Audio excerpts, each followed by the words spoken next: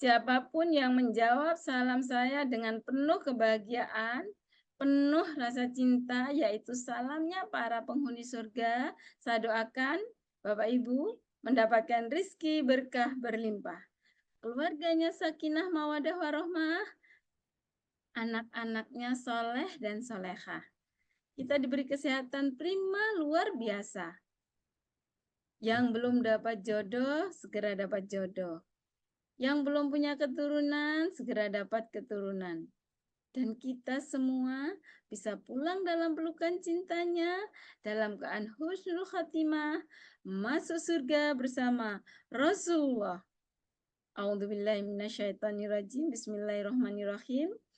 Assalamualaikum warahmatullahi wabarakatuh.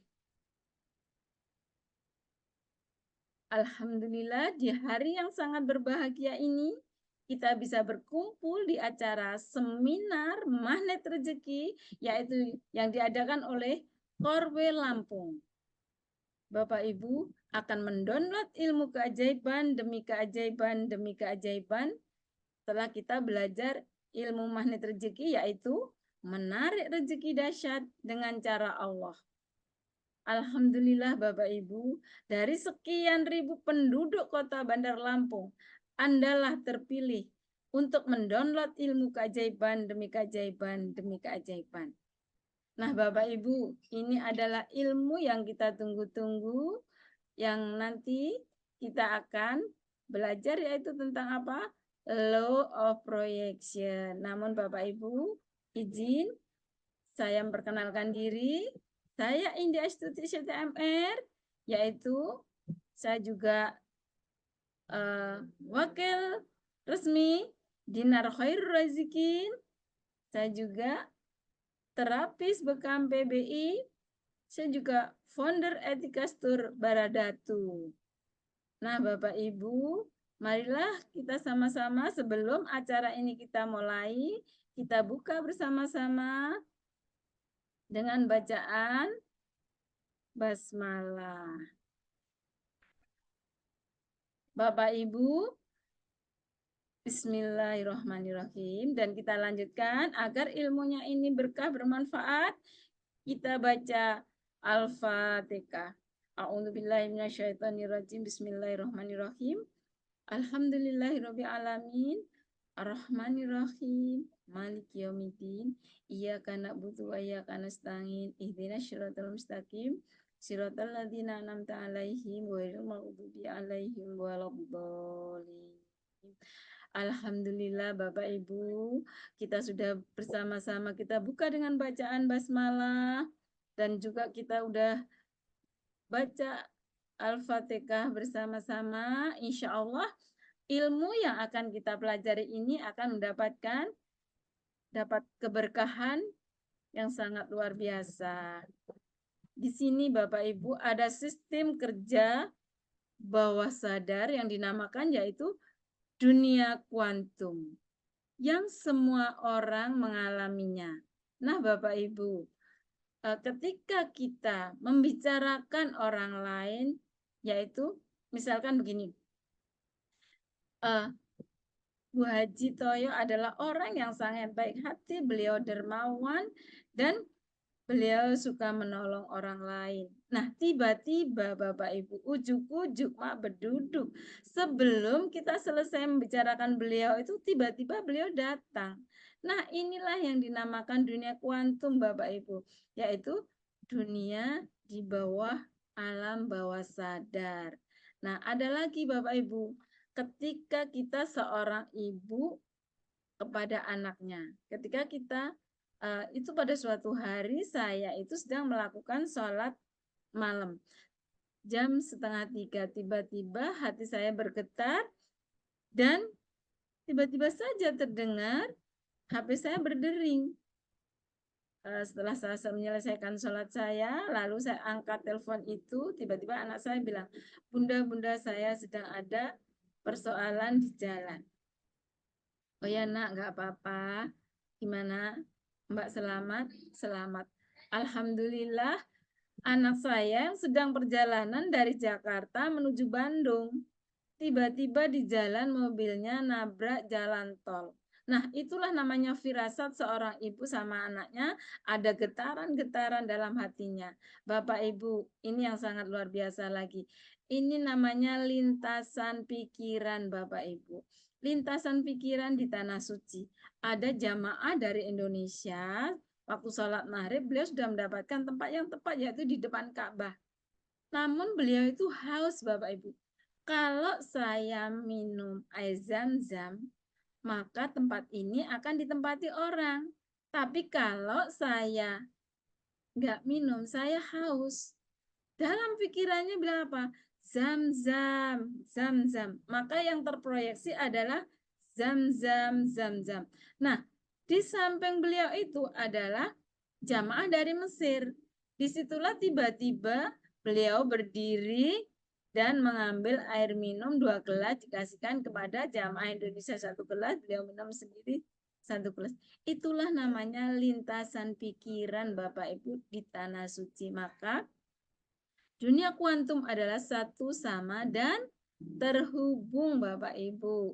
Nah, di dunia itu ada dunia yaitu dunia kuantum dan dunia realita Bapak Ibu. Dunia realita adalah kumpulan manusia jika Tuhanmu menghendaki dia jadi, maka dunia realita adalah antara saya, Bapak, Ibu, saya sama Bapak Ibu tidak terhubung. Maka dunia realita adalah namanya dunia yang terpisah-pisah Bapak Ibu. Jika Tuhanmu menghendaki, tentu dia jadikan manusia umat yang satu, tapi mereka selalu berselisih pendapat. Nah, dunia realita adalah kita selalu berselisih pendapat. Saya ada di sini, Bapak Ibu ada di situ, namanya kita dunianya terpisah-pisah Bapak Ibu. Sesungguhnya Allah menciptakan kamu berbagai suku agar kamu saling mengenal. Jika orang mukmin laksana ruh yang berbaris rapi. Nah, Bapak Ibu, ketika kita masuk di dunia kuantum, maka dunia kita adalah dunia di bawah sadar Bapak Ibu. Jadi, ketika kita masuk dunia kuantum, maka kita satu, sama, dan terhubung. Ketika kita sudah satu, sama, dan terhubung, benda, misalkan ini ada benda. Benda adalah, dan tidak ada seekor binatang pun yang ada dalam bumi dan burung-burung yang berterbangan. Dengan kedua sayapnya melakukan jika seperti kamu. Maka kita kalau pengen semuanya terlaksana, kita harus masuk di dunia kuantum Bapak Ibu. Nah, Bapak Ibu, di dalam dunia kuantum itu kita ada satu, sama, dan terhubung. Jadi, ketika kita pengen dapatkan suatu keajaiban, kita harus masuk di dunia kuantum. Agar satu, sama, terhubung Bapak Ibu. Bapak Ibu, kita belajar tentang law of projection, yaitu agar kita mendapatkan suatu keajaiban. Keajaiban itu terjadi ketika kita masuk di dunia kuantum. Maka kalau kita ada persoalan, kita harus masuk ke dunia kuantum. Nah, misalkan gini Bapak Ibu. Dunia kuantum. Bapak Ibu, di dunia kuantum itu ada namanya, ada benda secara umum dan ada manusia Bapak Ibu. Nah, kalau manusia itu namanya dunia nyata dan di dalamnya ada benda. Di dalam benda ada molekul, di dalam molekul ada atom. Di bawahnya atom itu namanya ada partikel. Nah, di dalam partikel itu namanya masih dibagi-bagi lagi menjadi namanya kuanta Bapak Ibu. Kuanta masih dibagi lagi menjadi energi. Energi dibagi lagi menjadi super energi. Maka dunia kuantum akan terjadi di antara kuanta, energi, dan super energi. Nah, itu tampaknya secara fisik. Namun, ketika kita masuk di manusia, maka di dalam dunia manusia adalah namanya dunia kehidupan. Nah, di dalam dunia kehidupan itu namanya ada nasib.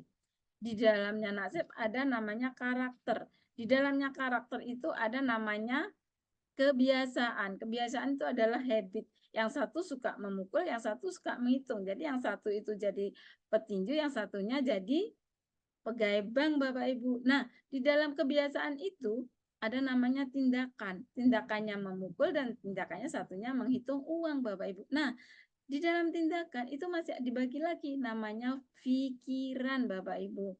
Nah, di dalam pikiran ada yang namanya perasaan. Di dalam perasaan itu ada namanya spiritual, Bapak Ibu.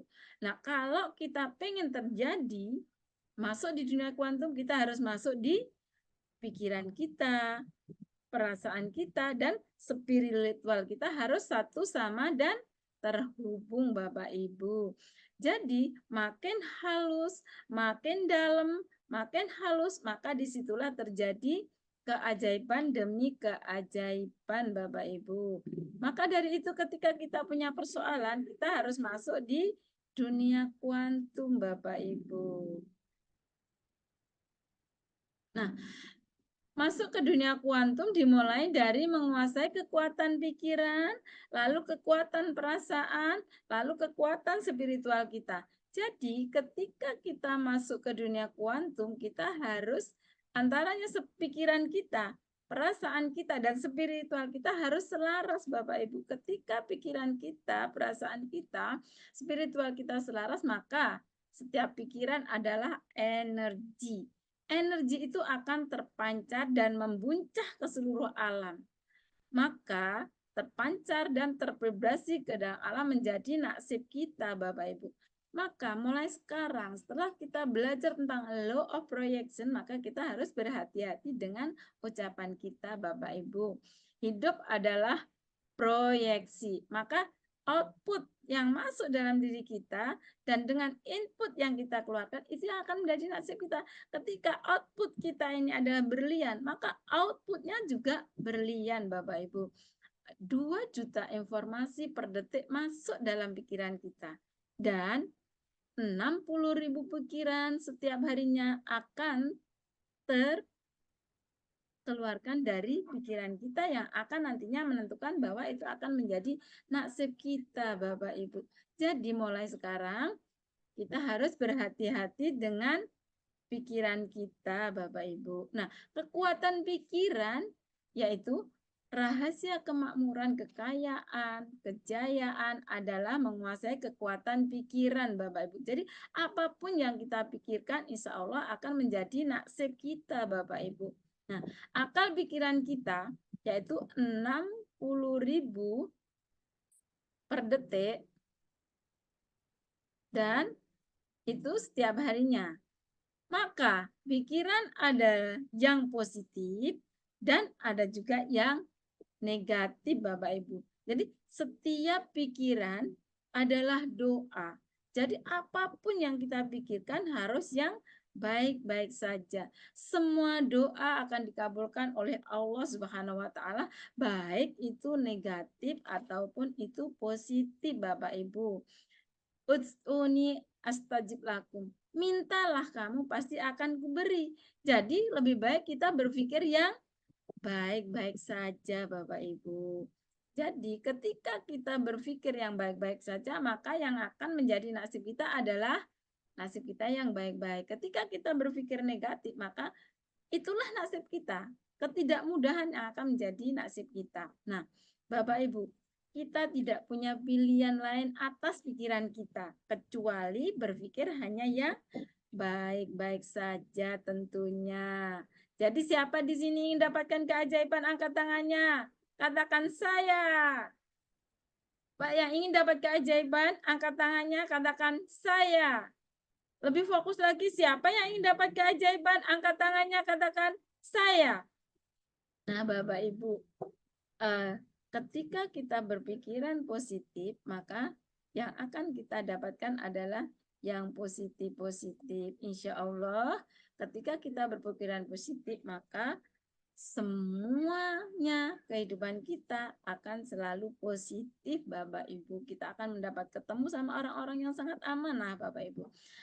Ana Indah Doni Abdibi, sesungguhnya aku menuruti prasangka hambaku. Jadi Allah itu sesuai dengan prasangka hambanya. Maka dari itu kita harus selalu berprasangka positif, berpikiran positif, berperasaan positif, spiritual kita juga harus positif. Nah, sesungguhnya sebagian dari prasangka itu adalah dosa. Jadi, kita mulai saat ini jangan sampai berprasangka yang tidak baik, Bapak Ibu, agar apapun yang kita pikirkan akan menjadi kenyataan. Ketika kita berprasangka, Allah kan udah ngomong, Anda indadoni adibi, maka Allah itu sesuai dengan prasangka hambaku. Nah, latihan di magnet rezeki adalah mengucapkan kata-kata wow, keren. Bapak Ibu, ketika kita dapat persoalan, kita harus mengucapkan, coba ikutin saya, angkat tangannya taruh dalam dada, coba ikuti saya. Ketika ada persoalan, kita harus latihannya di magnet rezeki. Kita latihannya apa? Di ilmu LOP, yaitu tentang wow, keren. Nah, Bapak Ibu, untuk apa ilmu dipelajari? Untuk dipraktekkan. Coba sekali lagi, untuk apa ilmu dipelajari? Untuk dipraktekkan. Untuk apa ilmu dipelajari? Untuk dipraktekkan. Bapak Ibu, ada kisah yaitu tentang kisah Kotia. Nah, kisah Kotia yaitu kisah seorang anak kecil yang berusia 2 tahun. Ibu bapaknya setiap hari berangkat pagi, pulang petang. Berangkat pagi, pulang petang. Kotia berumur 2 tahun. Dia tinggal bersama asisten rumah tangganya di rumah, yaitu Kotia hobi menggambar. Ketika dia melihat kertas berwarna putih, dia sangat bahagia, Bapak Ibu. Namun suatu ketika dia bermain di garasi mobil ayahnya dan melihat sebuah mobil berwarna putih. Beliau sangat bahagia sekali menganggap bahwa mobil adalah papan berwarna putih. Dan setelah dia bermain di bawah mobil ada sebuah paku. Dengan bahagianya Kotia mengambil sebuah paku itu lalu mencoret mobil itu dengan cit, cit, cit. Nah, akhirnya seluruh mobil ayahnya terdapatlah lukisan Kotia yang sangat bagus sekali. Kotia bangga dengan lukisan-lukisannya yang sudah terpampang di dalam mobil ayahnya yang berwarna putih.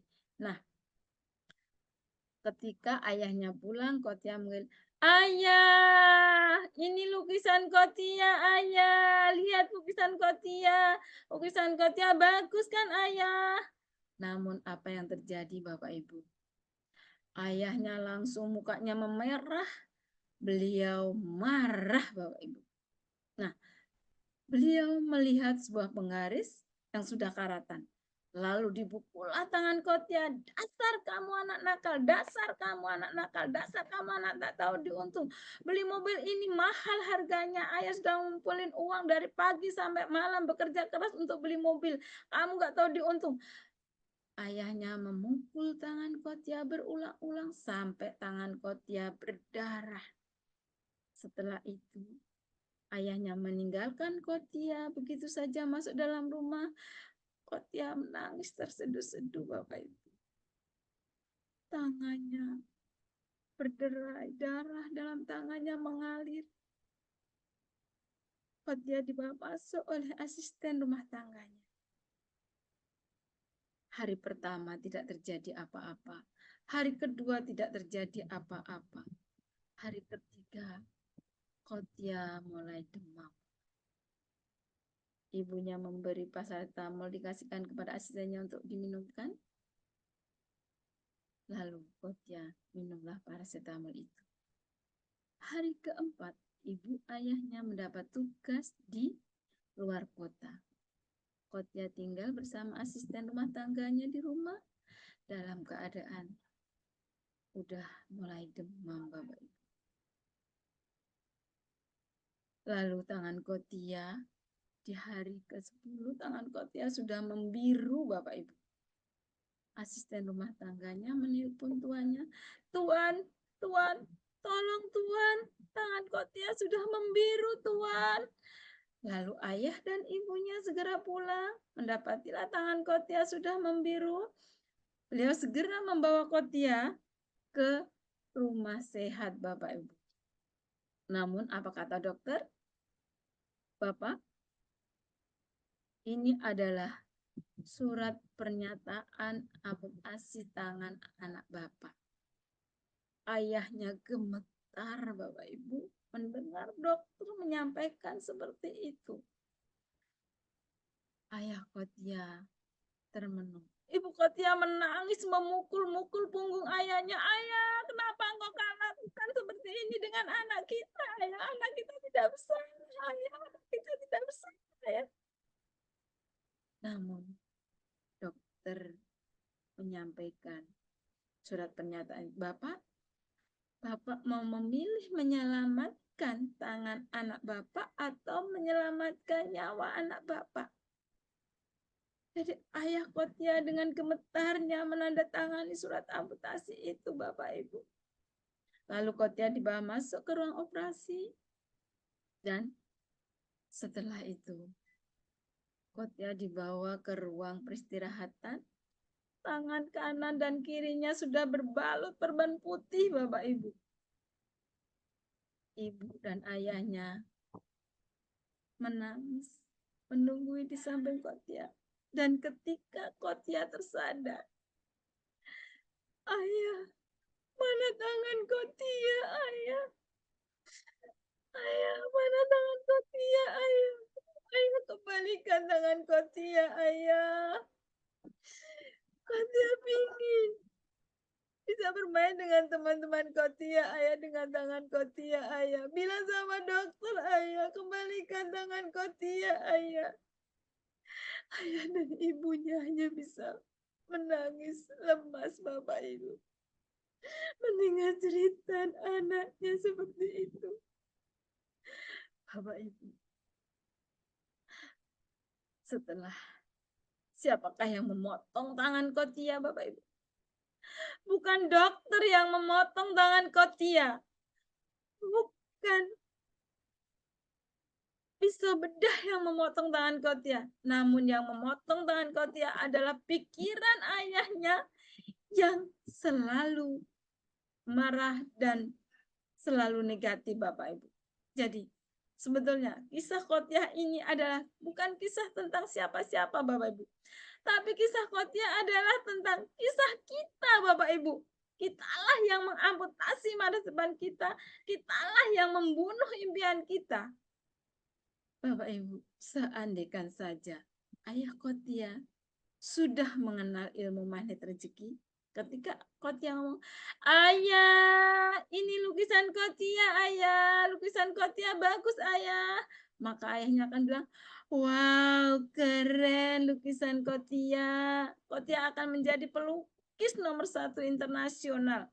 Nanti akan ayah belikan buku gambar dan pensil. Kotia akan melukis dan menjadi pelukis internasional." Nah, setelah itu, beliau menelpon bengkel langganannya, "Pak, mobil saya perlu direnovasi, kira-kira biayanya berapa?" Nah, setelah beliau menelpon biayanya 5 juta, maka selamatkah tangan Kotia? Selamat. Baguskah mobil ayahnya? Bagus. Maka Bapak Ibu, ketika kita sudah mendapatkan apa yang Allah kasih tentang kebaikan-kebaikan kita, nasib kita, maka kitalah yang harus selalu berpikiran positif, berperasaan positif, dan berspiritual positif. Ketika itu Bapak Ibu, maka semua nasib kita akan menjadi baik semua, Bapak Ibu.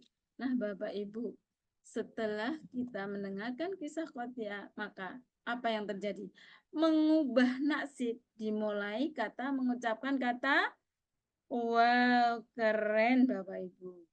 Coba mengubah nasib dimulai dari mengucapkan kata wow, keren. Coba lebih semangat lagi. Wow, keren. Mengubah nasib semudah mengucapkan kata wow, keren Bapak Ibu. Dan alhamdulillah Bapak Ibu. Marilah kita saksikan video berikut ini Bapak Ibu. Bapak Ibu, kita akan menyaksikan video yaitu yang sangat luar biasa dahsyatnya.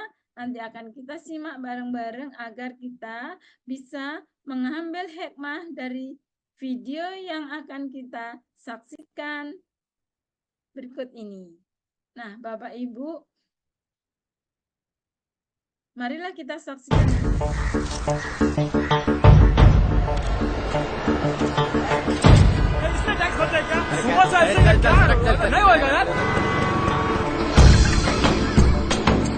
Sir आपके लिए उस पार कार का इंतजाम किया है सर आइए सर चल चल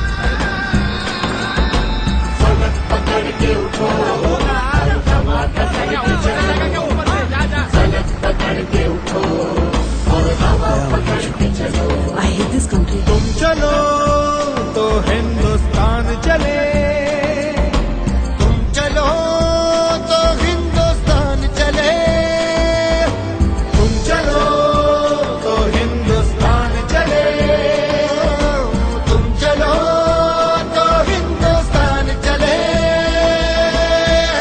लगा हाथ के सूरज सुबह निकाला करे, हथेलियों में भरे धूप और उछाल करे। ओ लगा हाथ के सूरज सुबह निकाला करे, हथेलियों में भरे धूप और उछाल करे। उफक पे पाँव रखो और चलो अकड़ के चलो, उफक पे पाँव रखो और चलो पकड़ के चलो, फलक पकड़ के उठो और हवा पकड़ के चलो, फलक पकड़ के उठो और हवा पकड़ के चलो। तुम चलो तो हिंदुस्तान चले, तुम चलो तो हिंदुस्तान चले, हिंदुस्तान चले।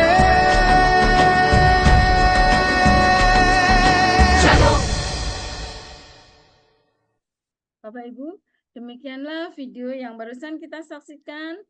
Dengan kita bahwa kita berpikiran positif, kita akan bahagia, maka terjadilah ada energi ternyuh. Dan ketika anak-anak itu sedang main hujan Bapak Ibu, maka di situ adalah energinya adalah energi positif Bapak Ibu. Jadi ketika anak-anak sedang bermain hujan-hujanan bahwa beliau sangat bahagia sekali, maka akan terjadilah keajaiban Bapak Ibu. Maka dari itu, agar kita dapat keajaiban, kita harus masuk di dunia kuantum Bapak Ibu. Nah, menggunakan LOP Bapak Ibu ya, menggunakan LOP itu adalah makhluk ajaib karena datangnya dari surga. Bapak Ibu, Anda adalah makhluk yang sangat ajaib karena datangnya dari surga.